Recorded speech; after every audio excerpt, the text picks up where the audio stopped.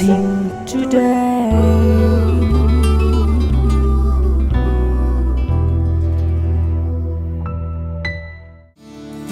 This program is sponsored by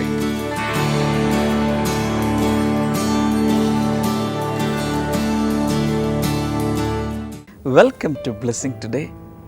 ഇന്നത്തെ blessing today നിങ്ങളുടെ ജീവിതത്തിൽ ഒരു വലിയ അനുഗ്രഹമായി മാറട്ടെ. ഇന്നത്തെ ഈ ബ്ലെസ്സിങ് ടുഡേ സ്പോൺസർ ചെയ്തിട്ടുള്ളവർക്കായി നമുക്ക് ഒരുമിച്ച് ചേർന്ന് പ്രാർത്ഥിക്കാം. ആദ്യമായി പ്രാർത്ഥിക്കുന്നത് എറണാകുളത്ത് നിന്നുള്ളൊരു വെൽവിഷർക്ക് വേണ്ടിയാണ്.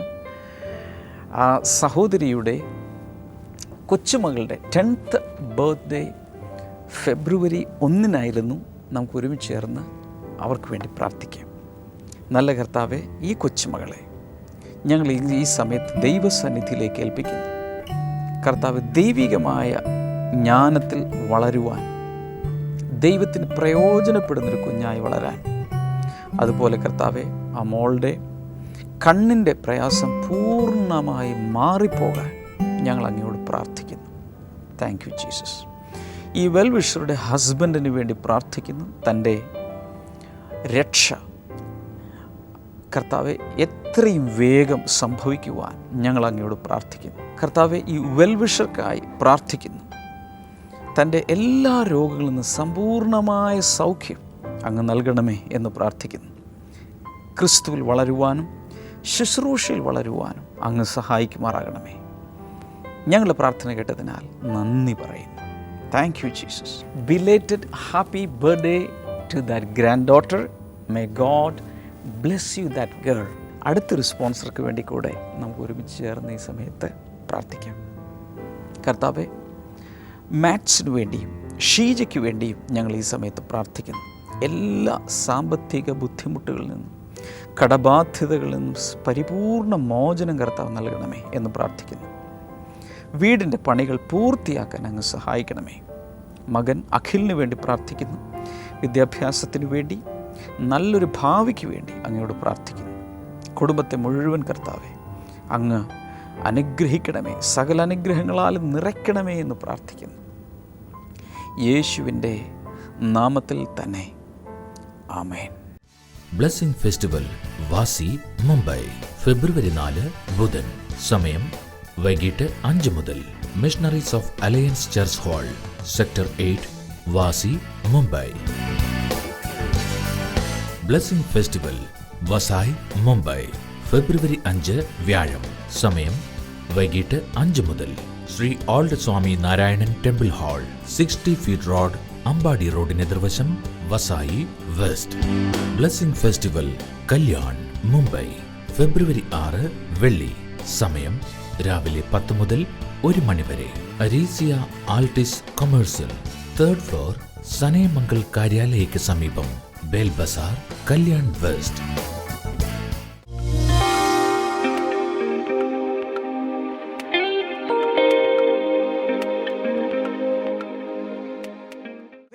Read the book of Hebrews chapter by chapter. എബ്രായർക്ക് എഴുതിയ ലേഖനം അധ്യായം തോറും നാം വായിക്കുകയാണെങ്കിൽ the author is speaking about many better things. ഒത്തിരി കാര്യങ്ങൾ ഗ്രന്ഥകർത്താവ് അല്പം കൂടെ ശ്രേഷ്ഠമാണ് എന്ന് പറയുന്നുണ്ട്. He speaks about better promises. അദ്ദേഹം പറയുന്നു ശ്രേഷ്ഠകരമായ വാഗ്ദാനത്തെക്കുറിച്ച് പറയുന്നു. In the Old Testament they had animal sacrifices. പഴയ നിയമത്തിൽ മൃഗങ്ങളുടെ ബലി യാഗമാണ് കാണുന്നത്. But today we have a better sacrifice. എന്നാൽ അദ്ദേഹം പറയുകയാണ് പുതിയ നിയമത്തിലേക്ക് വരുമ്പോൾ ആ സാധാരണ ബലിയല്ല, ശ്രേഷ്ഠമായ ബലി നടന്നിരിക്കുകയാണ്. On a Sunday you are not bringing goats or animals or oxen or cow to the blessing center to sacrifice. അതുകൊണ്ട് ഓർക്കുക, ഓരോ ഞായറാഴ്ചയും വിശ്വാസികൾ ബ്ലെസ്സിംഗ് സെന്ററിലേക്ക് വരുമ്പോൾ കാളക്കുട്ടിയെയോ പ്രാവും കുഞ്ഞിനെയോ ആടിനെയോ ഒന്നും യാഗമർപ്പിക്കാൻ വേണ്ടി ഇന്നത്തെ കാലത്ത് കൊണ്ടുവരുന്നില്ല. Because Jesus Jesus did the best sacrifice to the Lord. എന്തുകൊണ്ടെന്ന് ചോദിച്ചാൽ 2000 വർഷങ്ങൾക്ക് മുൻപ് ഏറ്റവും ശ്രേഷ്ഠകരമായ യാഗം യേശു കർത്താവ് ചെയ്തു തീർത്തു. Hallelujah. Hallelujah. So today we have a better way of offering sacrifices. അതുകൊണ്ട് ഇന്ന് നമുക്ക് ഏറ്റവും ശ്രേഷ്ഠകരമായ വിധത്തിൽ നമ്മുടെ യാഗങ്ങൾ അർപ്പിക്കാനുള്ള കാര്യാദികൾ മുൻപിലുണ്ട്. In the New Testament we are offering spiritual sacrifices. പുതിയ നിയമത്തിലേക്ക് വരുമ്പോൾ നാം ആത്മീക യാഗങ്ങളാണ് കർത്താവിന് അർപ്പിക്കേണ്ടത്. Everybody says spiritual sacrifice. എല്ലാവരും ഉറക്കെ പറയാമോ? ആത്മീക യാഗങ്ങൾ പറഞ്ഞേ. Hallelujah. Hallelujah. What is this spiritual sacrifice? എന്താണ് ഈ ആത്മീക യാഗങ്ങൾ എന്നുകൊണ്ട് ഉദ്ദേശിച്ചിരിക്കുന്നത്? Hallelujah. Hallelujah. They are praises, thanksgiving offered from our lips. അവിടെ ബൈബിളിൽ എബ്രായ ലേഖനത്തിൽ എഴുതിയിരിക്കുന്നു, അധരഫലം എന്നുള്ള സ്തോത്രമാണ് ആത്മീക യാഗം എന്നുള്ളത്. Not oxen or cows or goats or sheep. ഒരിക്കലും ഒരു കാളക്കിടാവോ ആട്ടിൻകുട്ടിയോ അല്ലെങ്കിൽ ഒരു പ്രാവിൻകുട്ടിയോ അല്ല പുതിയ നിയമത്തിലെ യാഗം എന്നുള്ളത്. In the New Testament our lips are the altar. ഓർക്കുക, പുതിയ നിയമത്തിലേക്ക് വരുമ്പോൾ നമ്മുടെ യാഗസ്ഥലം അൾത്താര എന്നുള്ളത് നമ്മുടെ ചുണ്ടുകളാണ്. And from the lips when praises and thanksgivings are offered, there is a spiritual sacrifice offered today. അതുകൊണ്ട് ഈ അധരം എന്നുള്ള യാഗസ്ഥലത്ത് നിന്ന് പുറപ്പെടുന്ന സ്തോത്രങ്ങളും സ്തുതികളും ഹല്ലേലൂയയുമാണ് ദൈവത്തിന് ഏറ്റവും പ്രിയങ്കരമായ ആത്മീക യാഗങ്ങൾ എന്നുള്ളത്.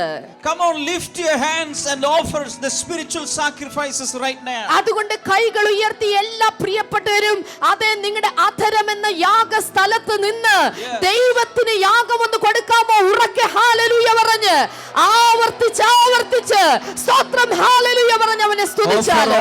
Offer spiritual sacrifices to the Lord. ഓ, നിങ്ങളുടെ യാഗം കുറയ്ക്കരുത്. അടുത്തിരിക്കുന്നവനേക്കാൾ കൂടുതൽ കർത്താവിന് യാഗം ഒന്ന് കൊടുത്തേ. ഓ, hallelujah hallelujah hallelujah hallelujah. Thank you Lord. Thank you Jesus. Now the author is speaking about a better resurrection. ഇപ്പോൾ അടുത്തതായിട്ട് എബ്രായ ലേഖനകർത്താവ് ശ്രേഷ്ഠകരമായ പുനരുത്ഥാനത്തെ കുറിച്ച് പറയുകയാണ്. Then he is speaking about a better country God is preparing for us. അതിനുശേഷമായിട്ട് ശ്രേഷ്ഠകരമായി ദൈവം ഒരുക്കിയിട്ടുള്ള ഒരു രാജ്യത്തെ കുറിച്ച് താൻ പ്രതിപാദിക്കുകയാണ്. Hallelujah. Hallelujah. So as a whole in the book of Hebrews we are reading about everything better. അതുകൊണ്ട് എബ്രായ ലേഖനം മൊത്തത്തിൽ നാം പഠിച്ചു കഴിഞ്ഞാൽ നമുക്ക് മനസ്സിലാകുന്നത് ദൈവം നമുക്ക് പലതും ശ്രേഷ്ഠകരമായിട്ടാണ് ഒരുക്കി വെച്ചിരിക്കുന്നത്. Hallelujah. Hallelujah. And when we come to chapter number 2, ഇനിയിപ്പോൾ രണ്ടാമത്തെ അധ്യായത്തിലേക്ക് നാം വന്നാൽ Paul is saying that the salvation, hello brother, sister, children, all look here. The salvation that you have received today is so great a salvation. ഈ ഗ്രന്ഥകർത്താവ് ഈ രണ്ടാം അധ്യായത്തിൽ പറഞ്ഞിരിക്കുന്നത് ദയവായി ശ്രദ്ധിക്കുക, നാം പ്രാപിച്ചിരിക്കുന്ന ഈ രക്ഷ എന്നുള്ളത് തൻ്റെ വാക്കിൽ പറഞ്ഞാൽ ഇത്ര വലിയ ശ്രേഷ്ഠകരമായ രക്ഷയാണ്. വലത്തെ കൈയൊന്ന് ഇങ്ങനെ എടുത്തേ, എന്നിട്ട് അടുത്തിരിക്കുന്ന ആളോട് ഇങ്ങനെ പറയുക, നിങ്ങൾക്ക് ലഭിച്ചിരിക്കുന്ന രക്ഷ എത്ര വലിയ രക്ഷയാണെന്ന് മനസ്സിലായിട്ടുണ്ടോ? നിങ്ങൾക്ക് ലഭിച്ചിരിക്കുന്ന രക്ഷ എത്ര വലിയ രക്ഷയാണെന്ന് മനസ്സിലായിട്ടുണ്ടോ? Many years back there was a painter. ഒത്തിരി വർഷങ്ങൾക്ക് മുമ്പ് ഒരു ചിത്രകാരൻ ഉണ്ടായിരുന്നു. One day he started painting his masterpiece. ഒരു ദിവസം അദ്ദേഹത്തിന്റെ ഉത്തമ സൃഷ്ടിയെ താൻ ഉണ്ടാക്കി. It took many months, maybe many years to finish the painting. ഒരു പക്ഷേ അദ്ദേഹം അതിനു വേണ്ടിയിട്ട് അനേക മാസങ്ങൾ, അനേക വർഷങ്ങൾ, ദിവസങ്ങൾ അതിനുവേണ്ടി എടുത്തു കാണും. അത് And the news spread, he has done his masterpiece. അങ്ങനെ വാർത്ത പരന്നു, ദാ ഈ വലിയ ചിത്രകാരൻ ഇതാ തന്റെ ഏറ്റവും ഉത്തമ സൃഷ്ടി തന്റെ ജീവകാലത്തുള്ള താൻ ഇതാ ചെയ്തുകൊണ്ടിരിക്കുന്നു. So many people started offering huge amounts to purchase the painting, the masterpiece. ഒത്തിരി ആളുകളും ഈ പണിതുകൊണ്ടിരിക്കുന്ന ഈ പണിയെ വിലക്കെടുക്കാൻ വേണ്ടി ഒത്തിരി പൈസ തനിക്ക് ഓഫർ ചെയ്തു. They offered hundreds of thousands of dollars. ആയിരക്കണക്കിന് ഡോളറുകൾ അവർ അതിനുവേണ്ടി വാഗ്ദാനം ചെയ്തു. But the painter started thinking, if I am selling this for these many hundreds of thousands of dollars, that will be the cost of my painting. എന്നാൽ ഈ painter ഇങ്ങനെ ചിന്തിച്ചു, ഞാനിപ്പോൾ ഈ വിലക്ക്, ഈ ആയിരക്കണക്കിന് ഡോളർ പറയുന്ന ഈ വിലക്ക് ഈ എൻ്റെ പെയിന്റിങ് വിറ്റുപോയാൽ അതിൻ്റെ വില ആ പറയുന്ന വിലയായി പോകില്ലേ? That will be limited. അങ്ങനെ വരുമ്പോൾ എൻ്റെ ഈ സൃഷ്ടിക്ക് ഒരു പരിധി ഉണ്ടാക്കിയല്ലേ ഞാൻ ചെയ്യുന്നത്. For the painter, his masterpiece was priceless. അതുകൊണ്ട് ഓർക്കുക, ഒരു പെയിന്ററിനെ, ഒരു ചിത്രകാരനെ സംബന്ധിച്ചിടത്തോളം തൻ്റെ സൃഷ്ടിക്ക്, തൻ്റെ സൃഷ്ടി വിലയേറിയതാണ്. So you know what he did finally? എന്താണ് അദ്ദേഹം ഒടുവിലായി ചെയ്തതെന്ന് അറിയാമോ? He called one of his friends. തന്റെ കൂട്ടുകാരിൽ ഒരാളെ താൻ വിളിച്ചു. And that was his most intimate friend. അദ്ദേഹത്തിന്റെ ഏറ്റവും ഒരു ആത്മ സുഹൃത്തായിരുന്ന ആ വ്യക്തി. He loved him a lot. അദ്ദേഹത്തെ വളരെയധികം താൻ സ്നേഹിച്ചിരുന്നു. And he gave the painting absolutely free to that friend. എന്നിട്ട് തൻ്റെ കൂട്ടുകാരന് പൂർണ്ണമായും സൗജന്യമായി ആ പെയിന്റിംഗ് താൻ സമ്മാനിച്ചു. Now the painting became priceless, not valuable, it became priceless. ഇപ്പോൾ ആ പെയിന്റിംഗ് അത് വില മതിക്കാനാവാത്ത ഒരു പെയിന്റിംഗ് ആയി മാറിയിരിക്കുകയാണ്. Hallelujah. Hallelujah. This is what Jesus did on the cross of Calvary. ഇതാണ് കർത്താവായ യേശു ക്രിസ്തു കാൽവരി ക്രൂശിലും ചെയ്തത്. For our salvation, the cost of salvation is not 500 rupees or 5,000 rupees or 5 million rupees. നമ്മുടെ രക്ഷയുടെ വില എന്നുള്ളത് അതൊരിക്കലും ഒരു 500 രൂപയല്ല, 5000 രൂപയല്ല, 50,000 രൂപയിലും ഒതുങ്ങുന്നതല്ല. That is the price of the life blood of Jesus. അത് യേശു ക്രിസ്തുവിന്റെ ജീവരക്തത്തിന് സമാനമാണ് അതിന്റെ വില എന്നുള്ളത്. So that's why Jesus is giving this precious salvation, priceless salvation, as a free gift. അതുകൊണ്ടാണ് ഇതിന് വിലയിടാതെ, വിലമതിക്കാനാവാത്ത പോലെ ഈ രക്ഷയ്ക്ക് അവൻ വില കൊടുക്കാതെ സൗജന്യമായി നൽകിയിരിക്കുന്നത്. So the salvation is not cheap, it is priceless. അതുകൊണ്ട് രക്ഷ എന്നുള്ളത് അതൊരിക്കലും വില കുറഞ്ഞ വസ്തുതയല്ല, അത് വില മതിക്കാനാവാത്ത വസ്തുതയാണ്. I'm giving you a praise break. Lift your hands and start praising the Lord. Come on. ഈ സമയത്ത് രണ്ട് കൈകളും ഉയർത്തി പിടിച്ച് കർത്താവ് തന്ന രക്ഷയുടെ വലിപ്പം ഓർത്തിട്ട് അവനൊന്ന് നന്ദി പറയാൻ ഞാൻ നിങ്ങൾക്ക് അവസരം നൽകുകയാണ്. Move your hands, move your lips. കൈകൾ ഉയർത്തി വായ തുറന്ന് ശബ്ദം ഉയർത്തി. Hallelujah. Hallelujah. So among the crowd, it is very easy to say like this.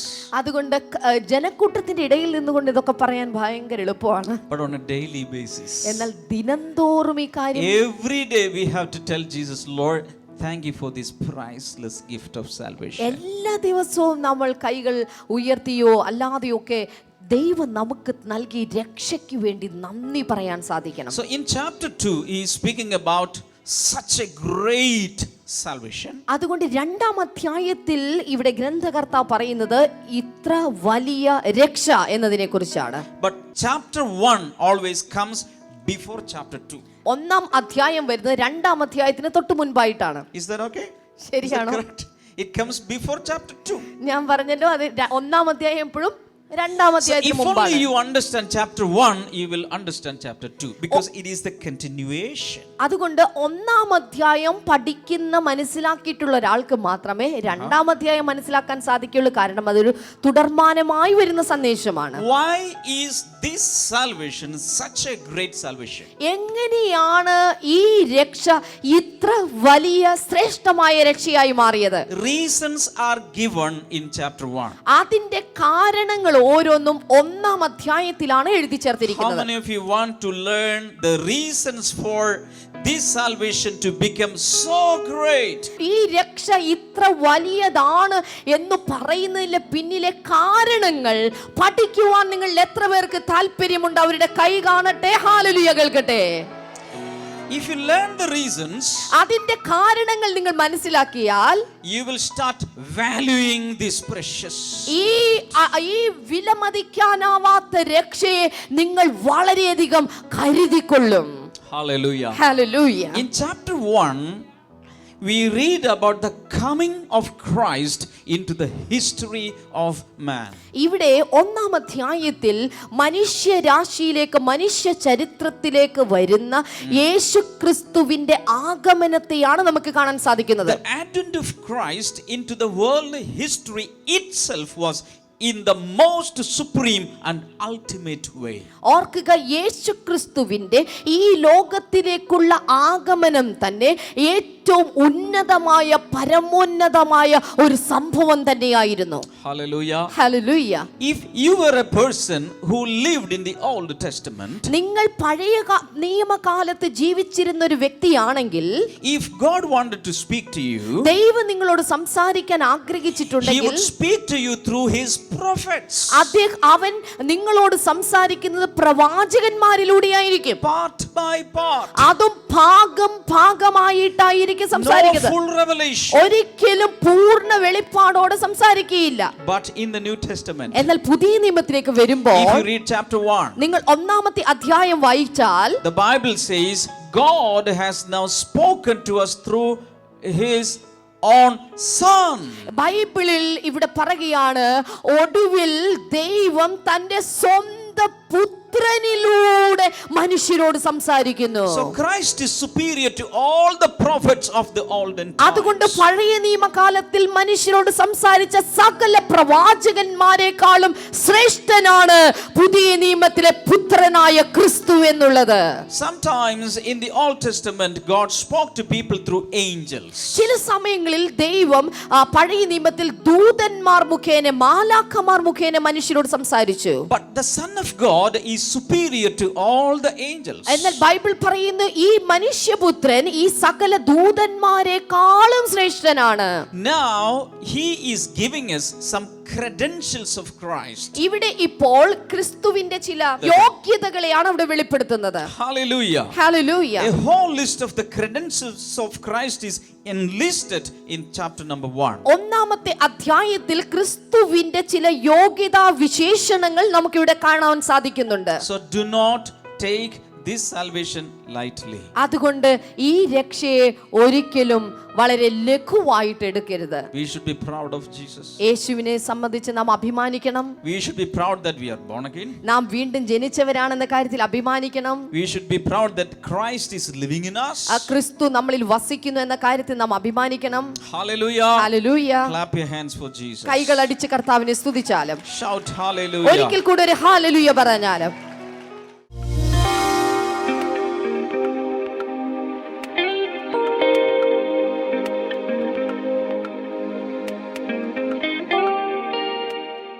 സഹോദരിയുടെ പേര് സരിത എന്നാണ്. തലയോലപ്പുറമിൽ നിന്നാണ് താൻ വരുന്നത്. തൻ്റെ ഭർത്താവിൻ്റെ ഒരു സാക്ഷ്യത്തിന് വേണ്ടിയിട്ടാണ് താൻ ഇവിടെ നിൽക്കുന്നത്. 2 സാക്ഷ്യമുണ്ടായാലും ഒന്ന് ഭർത്താവിൻ്റെതായിരുന്നു. തനിക്ക് ഭർത്താവിന് സോറിയാസിസ് വന്നിട്ട് വന്ന് വളരെ കഷ്ടപ്പെട്ട് താൻ ലേക്ക് ഷോർ ഹോസ്പിറ്റലിൽ ഒരു ക്യാൻറ്റീനിലായിരുന്നു വർക്ക് ചെയ്ത് വെച്ചത്. 10 മാസമായി താൻ ജോലിക്ക് പോയിട്ട്. അപ്പോൾ കുടുംബത്തിലെ ആകെ പ്രയാസം വന്നൊരു സമയത്ത് അതിൻ്റെ ഓണർ തനിക്കൊരു 10-15,000 കൊടുത്തായിരുന്നു. അപ്പോൾ ഇവർക്ക് ഇത് കിട്ടിക്കഴിഞ്ഞപ്പോൾ ഇവർക്ക് ആഗ്രഹം എപ്പിസോഡ് സ്പോൺസർ ചെയ്യണം. സാമ്പത്തിക ബുദ്ധിമുട്ടുണ്ടെങ്കിലും ആ ആഗ്രഹത്തിൻ്റെ ഇതിൽ ഇവർ, പക്ഷേ ഇവരുടെ ബുദ്ധിമുട്ട് കൊണ്ട് അതെല്ലാം ചിലവായി പോയി. എങ്കിലും കുട്ടിയുടെ മാല എന്തോ പണയം വെച്ചിട്ട് സ്പോൺസർ ചെയ്തു. കിട്ടിയ 15,000 രൂപ പ്രയാസങ്ങൾ മൂലം ചെലവായി പോയി. ബാക്കി പക്ഷേ മാല പണയം വെച്ച് എപ്പിസോഡ് സ്പോൺസർ ചെയ്തു. കഴിഞ്ഞ ഒക്ടോബർ 24-നായിരുന്നു ആ എപ്പിസോഡ് ഉണ്ടായിരുന്നത്.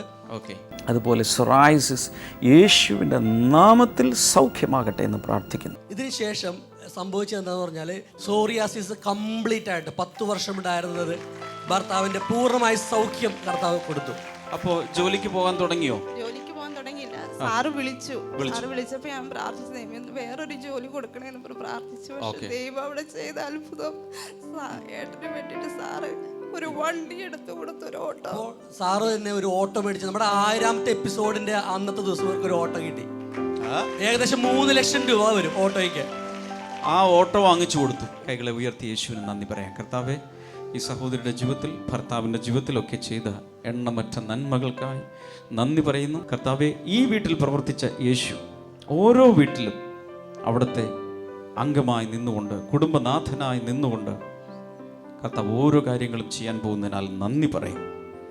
ഇവളെ ഞങ്ങൾ അനുഗ്രഹിച്ചയക്കുന്നു. ഇവൾ അനേകർക്ക് അനുഗ്രഹമായി മാറട്ടെ. ഈ കുടുംബം, ഈ സാക്ഷ്യം നിമിത്തം അനേകർക്ക് അനുഗ്രഹമായി മാറട്ടെ. In Jesus name. വിശുദ്ധ നാട് സന്ദർശനം. ബ്ലെസ്സിംഗ് ടുഡേ ടീമിനോടൊപ്പം വിശുദ്ധ നാടുകൾ സന്ദർശിക്കുവാൻ ഒരവസരം. ഈജിപ്ത്, ഇസ്രായേൽ, പാലസ്തീൻ, ജോർദാൻ എന്നീ 4 രാജ്യങ്ങളിലൂടെ ബൈബിൾ പഠനയാത്ര.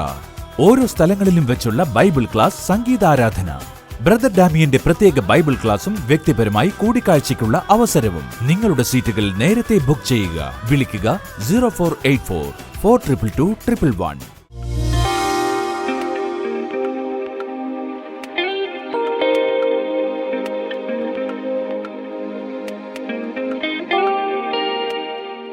നമുക്ക് ഒരുമിച്ച് ചേർന്ന് ഈ സമയത്ത് പരമാർത്ഥ ഹൃദയത്തോടെ, വിശ്വാസത്തോടുകൂടെ പ്രാർത്ഥിക്കാം. നല്ല കർത്താവേ, ലോകം എമ്പാടുമുള്ള ബ്ലെസ്സിംഗ് ടുഡേ ഫാമിലിയിൽപ്പെട്ടവർ ഒരുമിച്ച് ചേർന്ന് അങ്ങയുടെ സന്നിധിയിലേക്ക് ഞങ്ങൾ വരുന്നു. കർത്താവ് യേശുവിൻ്റെ നാമത്തിൽ ഒരു വലിയ വിടുതൽ കർത്താവേ അങ്ങയുടെ കുഞ്ഞുങ്ങളുടെ മേൽ പകരണമേ എന്ന് പ്രാർത്ഥിക്കുന്നു.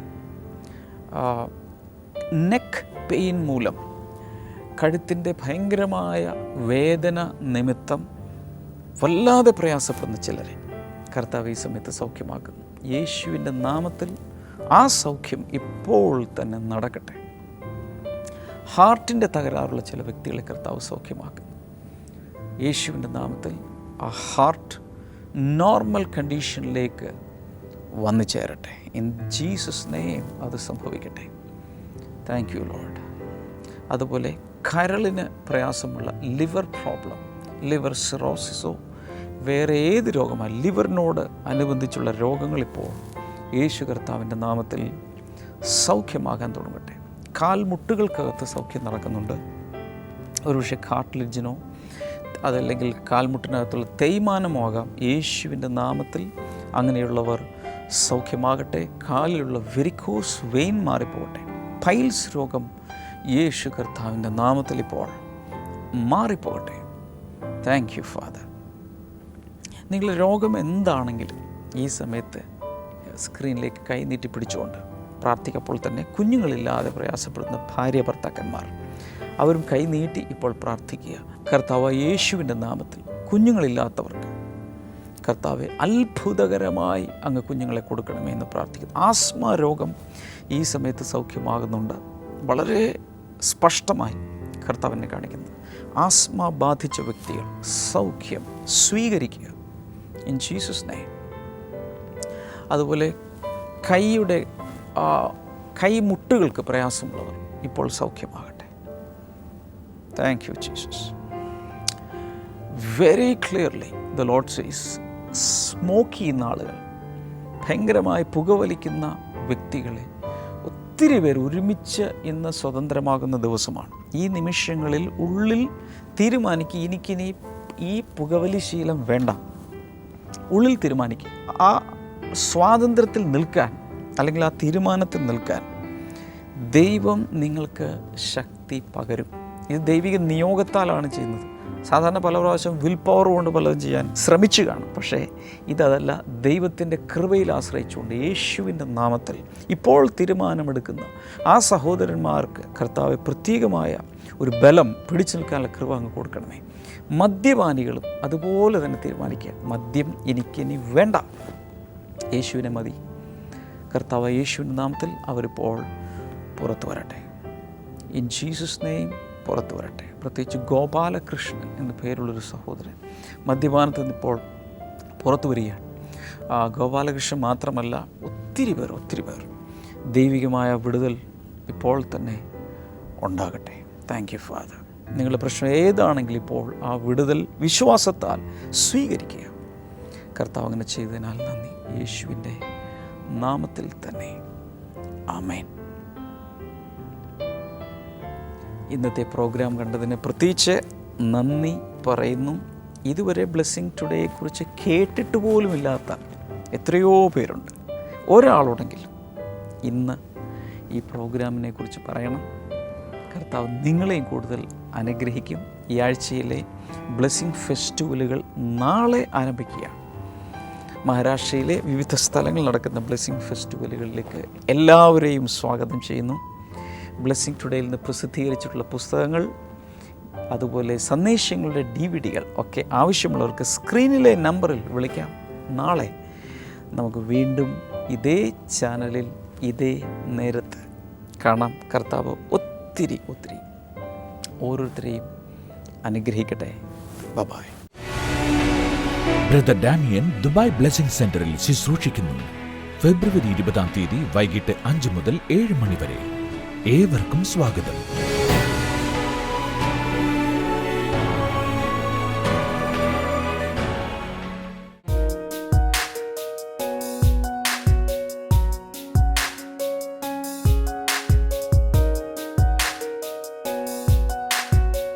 Welcome back to Bible new. ഇന്നത്തെ ചോദ്യം ഇതാണ്: ക്രേത്തയിലെ കാര്യങ്ങൾ ക്രമത്തിലാക്കുവാൻ പൗലോസ് ആരെയാണ് നിയമിച്ചത്? Whom did Paul appoint to straighten out what was left unfinished at Crete? Option A Zenas, B Titus, C Pavlos, D Trophimus.